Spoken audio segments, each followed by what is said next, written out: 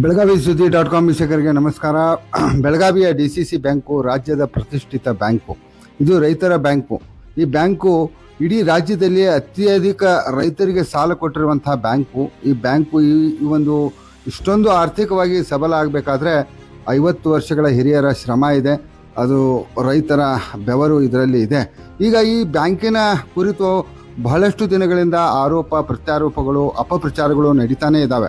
ಈ ಎಲ್ಲ ಆರೋಪ ಪ್ರತ್ಯಾರೋಪಗಳ ನಡುವೆ ಈಗ ಮತ್ತೊಂದು ದಂಡವೊಂದು ಬಂದಿದೆ. ಏನಂತಂದರೆ ಬೆಳಗಾವಿಯ ಇದು DCC ಬ್ಯಾಂಕಿಗೆ ಭಾರತೀಯ ರಿಸರ್ವ್ ಬ್ಯಾಂಕು 2 ಲಕ್ಷ ರೂಪಾಯಿ ದಂಡ ವಿಧಿಸಿದೆ ಅನ್ನುವಂತಹ ಆರೋಪಗಳು ಕೂಡ ಕೇಳಿ ಬರ್ತಾ ಇದೆ. ಸರ್, ಈಗ ಇದ್ರ ಜೊತೆಗೆ ಮಾತಾಡಲಿಕ್ಕೆ ಈಗ ನಮ್ಮ ಜೊತೆಗೆ ಹಿರಿಯ ಸಹಕಾರಿ ಧುರೀಣರಾಗಿರ್ತಕ್ಕಂತಹ ಮತ್ತು DCC ಬ್ಯಾಂಕಿನ ಹಿತೈಷಿಗಳಾಗಿರ್ತಕ್ಕಂತಹ ಮಾಜಿ ಸಚಿವರಾಗಿರ್ತಕ್ಕಂತಹ ಬಾಲಚಂದ್ರ ಜಾರಕಿಹೊಳಿ ಅವರು ಈಗ ನಮ್ಮ ಜೊತೆಗಿದ್ದಾರೆ. ಸರ್, ಏನು ಈಗ ರಿಸರ್ವ್ ಬ್ಯಾಂಕು 2 ಲಕ್ಷ ರೂಪಾಯಿ ದಂಡವನ್ನು ವಿಧಿಸಿದೆ, ಯಾವ ಕಾರಣಕ್ಕಾಗಿ ವಿಧಿಸಿದೆ, ಏನು ಲೋಪ ಆಗಿದೆ ಆ ಕಾರಣಕ್ಕಾಗಿ, ಈ ಕಾರಣ ಏನು ಅಂತ, 2 ಲಕ್ಷ ರೂಪಾಯಿ ದಂಡ ವಿಧಿಸಲಿಕ್ಕೆ ಕಾರಣ ಏನು ಅಂತ? ಎಲ್ಲರಿಗೂ ನಮಸ್ಕಾರ. ಸೊ ಈಗಾಗಲೇ ತಾವು ಹೇಳ್ದಂಗೆ RBI DCC ಬ್ಯಾಂಕಿಗೆ 2 ಲಕ್ಷ ರೂಪಾಯಿ ದಂಡ ಹಾಕಿದೆ. ಭಾಳ ಸುದ್ದಿ ಚರ್ಚೆ ದಿನನಿತ್ಯ. ಆದರೆ ಯೂಟ್ಯೂಬರು ಅವರು ಎಲ್ಲರೂ ಏನಾರು ಕಮೆಂಟ್ ಮಾಡೋದು ಬ್ಯಾಂಕಿಗೆ ದಂಡ ಹಾಕಿದೆ. ಆದರೆ ನಂದೊಂದು ಬೆಳಗಾವಿ ಜಿಲ್ಲೆ ಜನತೆಗೆ ಒಂದು ವಿನಂತಿ, ಯಾವುದೋ ಒಂದು ವಿಚಾರ ಬಂದಾಗ ಏನಿದೆ ಅದರ ಅಳೆದು ತೂಕ ಮಾಡಿ ಆಮೇಲೆ ರಿಯಾಕ್ಟ್ ಮಾಡಿದ್ರೆ ಒಳ್ಳೇದಂತ. ಯಾಕಂದ್ರೆ ಇದು ದಂಡ ಏನು ವಿಧಿಸಿದಾರಲ್ಲ ರೀ, ಇದು ಅಣ್ಣಾಸಾಬ್ ಜೊಲ್ಲೆ ಆಯಿತು ಅಥವಾ ಅಪ್ಪಾಸಾಬ್ ಕುಲಗೋಡೆ ಅಧ್ಯಕ್ಷರಾದಾಗಿನ ದಂಡಲ್ಲಿದು 19ನೇ ಇಸ್ವಿಯಲ್ಲಿ ಸನ್ಮಾನ್ಯ ಅವತ್ತಿನ ಅಧ್ಯಕ್ಷರ ಅಂದರೆ ಬ್ಯಾಂಕ್ ಉಳಿಸಿನ ತೇಣಿ ಭಾಳ ದೊಡ್ಡದಾಗಿ ಹೇಳ್ತಾರೆ, ಸನ್ಮಾನ್ಯ ರಮೇಶ್ ಕತ್ತಿ ಅವರು ಅಧ್ಯಕ್ಷರು 2019ರಲ್ಲಿ. ಅವಾಗ ಅವರು ಅಧ್ಯಕ್ಷರಿದ್ದಾಗ ಪಂಚನಗೌಡ ದ್ಯಾಮನಗೌಡ ಅಂತೇಳಿ ಬೋರ್ಡ್ ಡೈರೆಕ್ಟ್ರಿಗೆ ಆಮ್ಯಾಗ 3 ಲಕ್ಷ ರೂಪಾಯಿ ಸಾಲ ಕೊಟ್ಟಿದ್ದರು, 3 ಕೋಟಿ ಸಾಲ ಕೊಟ್ಟಿದ್ದರು. ಅದಾದ ಕೃಷ್ಣ ಅನುಗೋಳ್ಕರ್ ಅನ್ನೋ ಒಬ್ಬ ಬೋರ್ಡ್ ಡೈರೆಕ್ಟ್ರಿಗೆ 60 ಲಕ್ಷ ರೂಪಾಯಿ ವೆಹಿಕಲ್ ತೊಗೊಳಗೆ ಸಾಲ ಕೊಟ್ಟಿದ್ದರು. ಆಮ್ಯಾಗ ಬೋರ್ಡ್ ಆಫ್ ಡೈರೆಕ್ಟ್ರು ಯಾರೂ ಸಾಲ ತೊಗೋಬಾರ್ದಂತೇಳಿ ರೂಲ್ಸ್ ಇದೆ. ಆದರೂ ಹಿಂದಿನ ಅಧ್ಯಕ್ಷ ರಮೇಶ್ ಕತ್ತಿ ಅವರಿಬ್ಬರಿಗೂ ಬೋರ್ಡ್ ಆಫ್ ಡೈರೆಕ್ಟರ್ ಒಬ್ಬರಿಗೆ 3 ಕೋಟಿ ಒಬ್ಬರಿಗೆ 60 ಲಕ್ಷ ಸಾಲ ಕೊಟ್ಟದಕ್ಕೆ ನಮಗೂ ಅಂದ್ರೆ 1 ಲಕ್ಷ ರೂಪಾಯಿ ದಂಡ RBI ಹಾಕಿದೆ. ಅಂದರೆ 2019ರಲ್ಲಿ ರಮೇಶ್ ಕತ್ತಿ ಅವರು ಮಾಡಿದಕ್ಕೂ ಇವತ್ತು ನಮಗೆ ದಂಡ ಬಿತ್ತು. ಇದು ಒಂದು. ಎರಡನೇದು UK ವೆಂಚರ್ ಅಂದರೆ ನಿಖಿಲ್ ಕತ್ತಿ ಅವ್ರು ಏನೋ ಒಂದು ಮಾಲ್ ಕಟ್ಟಾತಾರಲ್ಲ ದೊಡ್ಡದ್ರಿ ಬಾಕ್ಸೈಟ್ ರೋಡಲ್ಲಿ, ಅದಕ್ಕೆ 97 ಕೋಟಿ ಸಾಲ ಆವಾಗ ರಮೇಶ್ ಕತ್ತಿ ಅವರು ಅಂದರೆ ಮೋಸ್ಟ್ಲಿ 22ನೇ ಇಸ್ವಿಯಲ್ಲಿ ಅವ್ರ ಅಧ್ಯಕ್ಷ ಇದ್ದಾಗ 97 ಕೋಟಿ ಸಾಲ ಕೊಟ್ಟರು ಅವರು.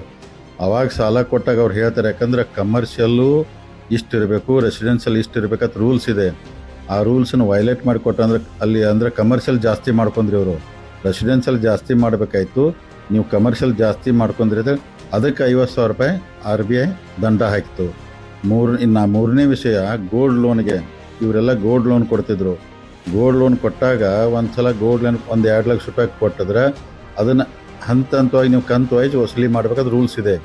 ಇವರು ಈ ವರ್ಷ ಕೊಡ್ತಿದ್ರು, ಮುಂದಿನ ವರ್ಷ ಡೈರೆಕ್ಟ್ 2 ಲಕ್ಷ ವಸೂಲಿ ಮಾಡ್ತೀವಿ. ವಸೂಲಿ ಆಗಿದೆ ಇಲ್ಲಂತಲ್ಲ, ವಸೂಲಿ ಹಂಗೆ ಮಾಡಿಬಿಟ್ಟು ತೊಗೊಂಡಕ್ಕೆ ಅವಾಗ ನೀವು ಹಂತವಾಗಿ ಅಂದ್ರೆ ಕಂತನ್ನು ನೀವು ತುಂಬ್ಕೋಬೇಕಾಯ್ತು. ಡೈರೆಕ್ಟ್ 1 ವರ್ಷಕ್ಕೆ ತುಂಬ್ಕೋ ಅದಕ್ಕೆ 50,000 ರೂಪಾಯಿ ದಂಡ ಆಯಿತು. ಅಂದರೆ ಇದನ್ನು ಸನ್ಮಾನ್ಯ ರಮೇಶ್ ಕತ್ತಿ ಅವರು ಅವಾಗ ಕೊಟ್ಟಿದಂಥ ಸಾಲ ರೂಲ್ಸ್ ವೈಲೇಟ್ ಆಗೈತೆ ಅಂತೇಳಿ ರಮೇಶ್ ಕತ್ತಿ ಅವರಿಂದ ಕೊಟ್ಟ ಲೋನ್ಗೆ ಇವತ್ತು ನಮಗೆ ದಂಡ ಆಗಿದೆ. ಆಡಿಟ್ ಆಗ್ತೈತಿ, 24ರಲ್ಲಿ ಆಗೈತಿ ಅದು ಆಡಿಟ್, RBI ಆಡಿಟ್ ಆಗಿ ನೀವು ಕೊಟ್ಟದ್ದು ತಪ್ಪು ಅಂತೇಳಿ ದಂಡ ನಮಗೆ ಬಿದ್ದೈತೆ. ಅದಕ್ಕೆ ದಯಮಾಡಿ ಈ ಜನತೆಗೆ ನಾವು ವಿನಂತಿ ಮಾಡ್ಕೋತೀನಿ, ಯಾವುದೇ ವಿಷಯ ಬಂದರೆ ಏನು ಅಣ್ಣಾಸಾಬ್ ಜೊಲ್ಲೆ ಅವರು ಅಪ್ಪಾಸಾಬ್ ಕುಲಗೋಡೆ ಬ್ಯಾಂಕ್ ಅಧ್ಯಕ್ಷರಾಗಿ ದಂಡ ಬಿತ್ತತ್ತಲ್ಲ, ನಾವು ಇವ್ರು ಯಾರೂ ತಪ್ಪು ಮಾಡಿಲ್ಲ, ಭಾಳ ಕ್ಲೀನಾಗಿ ಬ್ಯಾಂಕ್ ನಡೆಸತ್ತಾರು. ಹಿಂದವರ 3 ವಿಷಯದಾಗ ರಮೇಶ್ ಕತ್ತಿ ಅವ್ರು ತಪ್ಪು ಮಾಡಿದಕ್ಕೆ RBI ದಂಡ ಬಿದ್ದಿದೆ. ಇವತ್ತು ನಾವು ಅಣ್ಣಾಸಾಬ್ ಜೊಲ್ಲೆ ಅವ್ರೇನು ಬ್ಯಾಂಕ್ ನಡೆಸತ್ತು, ಈಗ ಯಾವ ದಂಡ ಬಿದ್ದಿಲ್ಲ. ಅದಕ್ಕೆ ದಯಮಾಡಿ ಇದನ್ನು ಜನತೆ ಅರ್ಥ ಮಾಡ್ಕೋಬೇಕಂತೇಳಿ ತಮ್ಮ ಮುಖಾಂತರ ವಿನಂತಿ ಮಾಡ್ಕೋತೀನಿ. ಸರಿ, ಒಂದು ಬ್ಯಾಂಕನ್ನು ಒಂದು ಸಂಸ್ಥೆಯನ್ನು ಕಟ್ಟಬೇಕಾದ್ರೆ ಸುದೀರ್ಘ ಅವಧಿ ಬೇಕಾಗುತ್ತೆ. ಅವ ಅಪಪ್ರಚಾರ ಮಾಡಿ ಹೆಸರು ಕೆಡಿಸಬೇಕಾದ್ರೆ ಒಂದು ಕ್ಷಣನೂ ಕೂಡ ಹತ್ತೋದಿಲ್ಲ. ಈಗ ನಿರಂತರವಾಗಿ ಬ್ಯಾಂಕಿನ ಮೇಲೆ ಆರೋಪಗಳು ಬರ್ತಾನೆ ಇದ್ದಾವೆ. ಇನ್ನೊಂದು ಏನಂತಂದರೆ, ಈಗ ಸೋಷಿಯಲ್ ಮೀಡಿಯಾಗಳಲ್ಲಿ ಬೇರೆ ಬೇರೆ ಸುದ್ದಿ ಮಾಧ್ಯಮಗಳಲ್ಲಿ ಈ ಜಯಶೀಲ್ ಶೆಟ್ಟಿ ಅವರಿಗೇನು ದಾಖಲೆಗಳನ್ನು ತೊಗೊಂಡಿದ್ರಿ, ಅದು ಜಯಶೀಲ್ ಶೆಟ್ಟಿ ಅವರಿಗೆ ಸೇರಿದ ಜಾಗನೇ ಅಲ್ಲ, ಅದು ಪೊಲೀಸರ ಫೈರಿಂಗ್ ರೇಂಜ್ ಅನ್ನುವಂಥ ಆರೋಪಗಳು ಕೂಡ ಕೇಳಿ ಬರ್ತಾವೆ. ಅದ್ರ ಬಗ್ಗೆ ಏನು ಮಾಹಿತಿ ಹೇಳ್ತಾರೆ? ಇಲ್ಲ, ಈಗಾಗಲೇ ವಿಚಾರ ಭಾಳ ಸೋಷಿಯಲ್ ಮೀಡಿಯಾ ಎಲ್ಲದರಲ್ಲಿ ಚರ್ಚೆ ಆಗ್ತಾ ಇದೆ. ಅಂದರೆ ಕೊಟ್ಟರು ಜಾಗ ಅವ್ರದ್ದಲ್ಲ ತಮಗೆ ಹೇಳ್ತೀನಿ. ಯಾಕಂದರೆ ಜಯಶೀಲ್ ಶೆಟ್ಟಿ ಅವ್ರ ಜೊತೆ ನಾವು ವಿಷಯ ಎಲ್ಲ ಕ್ಲಿಯರಾಗಿ 1 to 1 ಕುಂತು ಮಾತಾಡಿದಾಗ ಅವ್ರು ಬ್ಯಾಂಕಿಗೆ ಪೇಪರ್ಸ್ ಕೊಟ್ಟಾಗ ಬ್ಯಾಂಕ್ ಲೀಗಲ್ ಟೀಮು ಬ್ಯಾಂಕು ಎಲ್ಲ ಸಾಧಕ ಪದಕ ನೋಡ್ಕೊಂಡಿರ್ತಾರೆ. ಇವರು ಅವ್ರ ಜಾಗ ಅಲ್ಲ, ಬೋಗಸ್ ಜಾಗ, ಯಾವುದೋ ಗೋಳಿಬಾರು ಅಗ್ರಿಕಲ್ಚರ್ ಲ್ಯಾಂಡ್ ಅಂತಾರೆ. ಇಲ್ಲೇ ಬೆಳಗಾವಿ ನ್ಯಾಷನಲ್ ಹೈವೇ ಬಾಜುಗೆ ಜಾಗ 4 ಎಕರೆ ಜಾಗ ಅದು. ಇವತ್ತು ಅದು 100 ಕೋಟಿ ವ್ಯಾಲ್ಯೂ ಆಗಂಥ ಕಿಮ್ಮತ್ತು. ನಾನು ಎರಡೇ ಪ್ರಶ್ನೆ ಯಾರು ಇದನ್ನು ಹೇಳ್ತಾರೆ ಅವ್ರು ಕೇಳ್ತೀನಿ. ಆ ಲ್ಯಾಂಡ್ ಅವರು 37 ಜನ ಓನರ್ ಎಲ್ಲರನ್ನೂ ಕರೆಸಿ ಅವ್ರಿಗೆಲ್ಲ ದುಡ್ಡು ಕೊಟ್ಟು ಲ್ಯಾಂಡ್ ಖರೀದಿ ಮಾಡಿ 37 ಜನ ಓನರ್ ಇದ್ದಾರೆ. ಅದಾದ ನಂತರ ಕರ್ನಾಟಕ ಸರ್ಕಾರ ಇದನ್ನು ಅಂದರೆ ರೆಸಿಡೆನ್ಷಿಯಲ್ ಇದ್ದದನ್ನು ಕಮರ್ಷಿಯಲ್ ಕನ್ವರ್ಟ್ ಮಾಡಿಕೊಟ್ರು. ಗೌರ್ಮೆಂಟ್ ಆಫ್ ಕರ್ನಾಟಕ ಕನ್ವರ್ಟ್ ಮಾಡಿಕೊಟ್ರು. ಡಿ ಸಿ ಅವರು ಎನ್ ಎ ಮಾಡ್ರು. ಅಂದ್ರೆ ಸರ್ಕಾರ ಡಿ ಸಿ ಅವರು ಕಣ್ಣು ಮುಚ್ಚೆ ಮಾಡಿಕೊಡ್ತಾರೆ ರೀ. ಅಂದರೆ ಜಯಶೀಲ್ ಶೆಟ್ಟಿ ಅವರು ಇಲ್ಲ ಬೋಗಸು ಗೋಳಿಬಾರ, ಯಾವ ಗೋಳಿಬಾರ ಇಲ್ಲ, ಯಾವುದೂ ಇಲ್ಲ, ಸುಮ್ಮನೆ ಹೇಳ್ಕೊತ ಹೋಗ್ತಾರೆ. ಅದಕ್ಕೆ ಅದನ್ನು ಅಂದರೆ ಗೌರ್ಮೆಂಟು ಡಿ ಸಿನೇ ತಪ್ಪಂದಂಗೆ ಆಯ್ತಲ್ಲ ಇವ್ರ ಪ್ರಕಾರ. ಹಂಗೆ ಇದ್ರೆ ಅದಕ್ಕೆ ಯಾರು ಲೋಕಾಯುಕ್ತ ಹಾಕ್ತಾರೆ ಹಾಕಲಿ, ಯಾರು ಸಿ ಬಿ ಐಗೆ ಹೋಗ್ತಾರೆ ಹೋಗಲಿ, ಎನ್ಕ್ವೈರಿ ಫೇಸ್ ಮಾಡೋಕೆ ಅವ್ರು ರೆಡಿ ಅದಾರ ರೀ. ಅದಕ್ಕೆ ಭಾಳ ಕ್ಲೀನಾಗಿ ಕರೆಕ್ಟಾಗಿ ಜಾಗ ಇದೆ. ಸೊ ಅಗದಿ ಕನ್ವರ್ಷನ್ ಆಗಿದೆ, ಭಾಳ ವ್ಯಾಲ್ಯೂ ಇದೆ. ಜಯಶೀಲ್ ಶೆಟ್ಟಿ ಇವತ್ತು 500 ಕೋಟಿ ಕೆಲಸ ಮಾಡೋಂಥ ದೊಡ್ಡ ಕಾಂಟ್ರಾಕ್ಟ್ ಅದಾರ ಅವರು.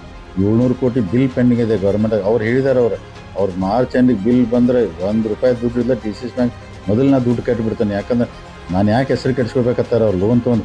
ಇವತ್ತಿಗೆ ಜಯಶೀಲ್ ಶೆಟ್ಟಿ ಅವ್ರು ಲೋನ್ ತೊಗೊಂಡರು ಸುಮಾರು 11 ಕೋಟಿ ಬಡ್ಡಿ ಕಟ್ಟಿದ್ದಾರೆ ಬ್ಯಾಂಕಿಗೆ. ಅಂದರೆ ಬ್ಯಾಂಕಿಗೆ ಲಾಭ ಆಗೈತಿಲ್ಲ ರೀ, 11 ಕೋಟಿ ಬಡ್ಡಿ ಬಂತಿಲ್ಲ ರೀ. ಅಂದರೆ ಇವರೆಲ್ಲರೂ ಈ ಥರ ಹೆದರಿಸ್ಬಿಟ್ಟಂದ್ರೆ ಸಾಲ ತೊಗೊಳೋನು ಓಡಿಸ್ಬಿಟ್ರೆ ಅಂದರೆ ಬ್ಯಾಂಕ್ ಏನು ಲಾಕ್ ಮಾಡ್ಬೇಕೇನ್ರಿ? ಅದು ಅಗದಿ ಕ್ಲೀನ್ ಇದೆ. ಅವರು ಬಂದ ತಕ್ಷಣ ದುಡ್ಡು ಕಟ್ಟಿಬಿಡ್ತು ಅಂತಾರೆ ಅವರು. ಜಾಗ ಲ್ಯಾಂಡ್ ಅಗದಿ ಕ್ಲಿಯರ್ ಇದೆ. ಯಾರು ಲೋಕಾಯುಕ್ತ ಹೋಗಲಿ, ಯಾರು ಸಿ ಬಿ ಐ ಹೋಗಲಿ ಬೇಕಾಗಲಿ ಸುಳ್ಳಿದೆ ಹಂಗೆ ಅಪಪ್ರಚಾರ ಮಾಡಬಾರ್ದು ಅಂತ ನನ್ನ ವಿನಂತಿ ರೀ. ಮತ್ತು ಇನ್ನೊಂದು ಸೌಭಾಗ್ಯ ಲಕ್ಷ್ಮಿ ಸಹಕಾರಿ ಕಾರ್ಖಾನೆ ಏನಿದೆ ಅದು ಕಂಪ್ನಿನೇ ಫೇಕ್ ಇದೆ. ಅಲ್ಲಿಯೂ ಕೂಡ ನಿಯಮಾವಳಿಗಳನ್ನು ಉಲ್ಲಂಘನೆ ಮಾಡಿದ್ದೀರಾ, ಲೀಗಲ್ ಆಗಿ ಅದು ಎವಿಡೆನ್ಸ್ಗಳು ಸರಿ ಇಲ್ಲ, ದಾಖಲಾತಿಗಳು ಸರಿ ಇಲ್ಲ ಅನ್ನುವಂಥದ್ರ ಬಗ್ಗೆನೂ ಆರೋಪ ಇದೆ ಸರ್. ಅದ್ರ ಬಗ್ಗೆ ಏನು ಹೇಳ್ತೀವಿ? ಇಲ್ಲ, ಅದು ಡೇ ಒಂದಿಂದ ರೀ ಯಾವಾಗ ಲೋನ್ ಅಪ್ಲಿಕೇಶನ್ ಬಂತಲ್ಲ ರೀ, ಈಗ ನೋಡಿ ಅದನ್ನು ಸೌಭಾಗ್ಯ ಲಕ್ಷ್ಮಿ ದುಡ್ಡು NCA ಕಂಪ್ನಿ ಟ್ರಾನ್ಸ್ಫರ್ ಆಗಿ ಬೇರೆದವ್ರು ತೊಗೊಂಡು ಮಾಡ್ರಿ. ಅವತ್ತು ನಾವು ಲೋನ್ ಕೊಟ್ಟವ್ರು ಎಷ್ಟು ರೀ? Belagavi D C C bank 80 ಕೋಟಿ ಕೊಟ್ಟು, Kolhapur D C C bank 80 ಕೋಟಿ, 160 ಕೋಟಿ ಲೋನ್ ಕೊಟ್ಟರು. ಕೊಟ್ಟ ನಂತರ ಅದನ್ನು ಹೇರು ಪೇಪರ್ ಸರಿ ಇಲ್ಲ, ಹಂಗಿಲ್ಲ ಹಿಂಗಿಲ್ಲ ಅಲ್ರಿ. ಸುಮಾರು 350 ಕೋಟಿ ಪ್ರಾಪರ್ಟಿ ಅದೈತೆ ನಮಗೆ ವ್ಯಾಲ್ಯೂಯೇಷನ್ ಮಾಡಿದ್ವಿ. ಡಿ ಸಿ ಸಿ ಬ್ಯಾಂಕ್ ನಾವು ಪ್ಲೇಜ್ ಮಾಡ್ಕೊಂತೀವಿ, ನಮ್ದು ಉತ್ತಾರ ಮ್ಯಾಗ ನಮ್ಮ ಹೆಸರು ಏರೈತೆ. 350 ಕೋಟಿ ಸೆಕ್ಯೂರಿಟಿ ಇಟ್ಕೊಂಡು ನಾವು Kolhapur D C C bank 160 ಕೋಟಿ ಲೋನ್ ಕೊಟ್ಟಿದ್ದೆವು. ಮಾರ್ಚ್ ಎಂಡಿಗೆ ಅವ್ರು 22 ಕೋಟಿ ನಮಗೆ ಬಡ್ಡಿ ಕಟ್ಟಬೇಕು ನಮಗೆ. ಅವರು ಇವತ್ತಿಗೆ ಅವ್ರು 14 ಕೋಟಿ ಬಡ್ಡಿ ಕಟ್ಟಿದ್ದಾರೆ. ಇನ್ನು 8 ಕೋಟಿ ಕೊಟ್ಟರೆ ಮುಗೀತು.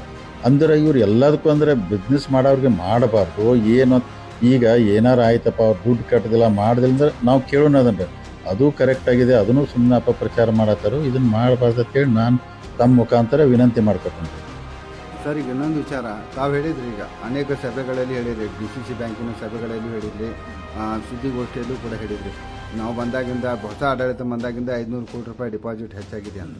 ಆದರೂ ಕೂಡ ಸೋಷಿಯಲ್ ಮೀಡಿಯಾದಲ್ಲಿ ಕೆಲವೊಂದು ಮಾಧ್ಯಮಗಳಲ್ಲಿ ಇಲ್ಲ ವಿಡ್ರಾಲ್ ಆಗ್ತಾ ಇದೆ, ದಿನನಿತ್ಯ ಜನ ತಮ್ಮ ಡಿಪಾಸಿಟ್ ಹಣವನ್ನು ವಿಡ್ರಾಲ್ ಮಾಡ್ತಾ ಇದ್ದಾರೇನೆ ಅಂತ. ಏನಂತ ಸರ್ ಅದು? ಇಲ್ಲ ಅವ್ರು ಸುಳ್ಳು ಮಾಹಿತಿ ಹೇಳ್ತಾ ಇದ್ದಾರೆ, ಸುಳ್ಳು ಹೇಳ್ತಾ ಇದ್ದಾರೆ, 500 ಕೋಟಿ ಡಿಪಾಸಿಟ್ ಜಾಸ್ತಿ ಇದೆ ಅನ್ನುವಂಥದ್ದು ಆರೋಪ.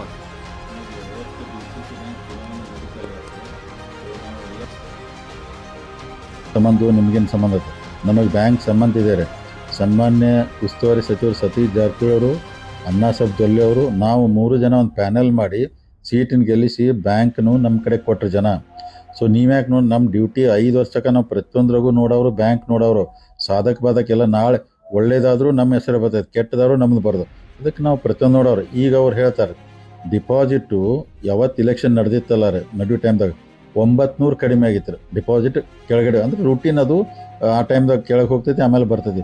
900 ಕೋಟಿ ಡಿಪಾಸಿಟ್ ಕಡಿಮೆ ಆಗಿದ್ದು ಇವತ್ತಿಗೆ ನೀವು ಹೋಗ್ಬೇಕಾದ್ರೆ ಬ್ಯಾಂಕ್ 660 ಕೋಟಿ ಡಿಪಾಸಿಟ್ ನಮಗೆ ಬಂದುಬಿಟ್ಟಿದ್ದಾರೆ. ಇನ್ನು 240 ಕೋಟಿ ಬಂತಂದ್ರೆ ಮತ್ತು ನಮಗೆ ಸೇಮ್ ಅದ. ಅಂದರೆ ಅದು ಡಿಪಾಸಿಟ್ ತಕ್ಕೋತಿರ್ತಾರೋ ಮತ್ತು ತುಂಬ್ತಿರ್ತಾರೋ ಅದೆಲ್ಲ ರೂಟೀನ್ ನಡೆದಿರ್ತೈತೆ.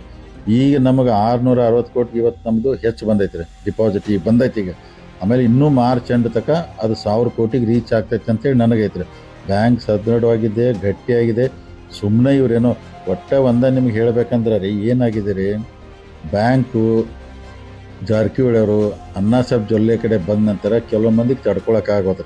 ಅಂದ್ರೆ ಬ್ಯಾಂಕು ಅವ್ರದ್ದು ಆಸ್ತಿ ಇದ್ದಂಗೂ ಮಾಡ್ಕೊಂಡಿದ್ರು ಯಾರು 20 ವರ್ಷ 30 ವರ್ಷ.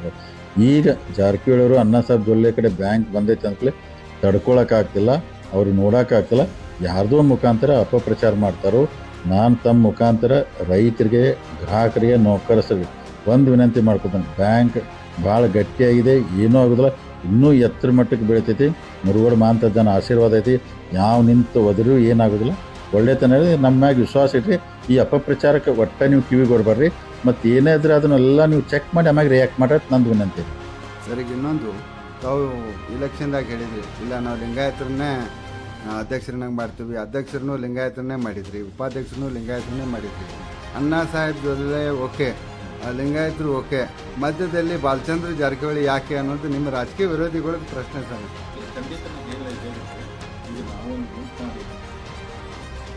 ಒಂದು ಗುಂಪು ಮಾಡಿ ಬ್ಯಾಂಕ್ನು ಗೆಲ್ಲಿಸಿ ಎಲ್ಲ ಆಡಳಿತ ಮಾಡಿ ನಡ್ಸಾಕೋದ್ರು. ಈಗ ಅದ್ರ ಜವಾಬ್ದಾರಿ ನಮ್ಮ ಮ್ಯಾಗೂ ಇರ್ತೈತಿ, ಅಣ್ಣಾ ಸಾಹೇಬ್ ಜೊಲ್ಲೆ ಅವ್ರ ಮೇಲೆ ಇರ್ತೈತೆ, ಸತೀಶ್ ಅವ್ರ ಮ್ಯಾಗೂ ಇರ್ತೈತೆ.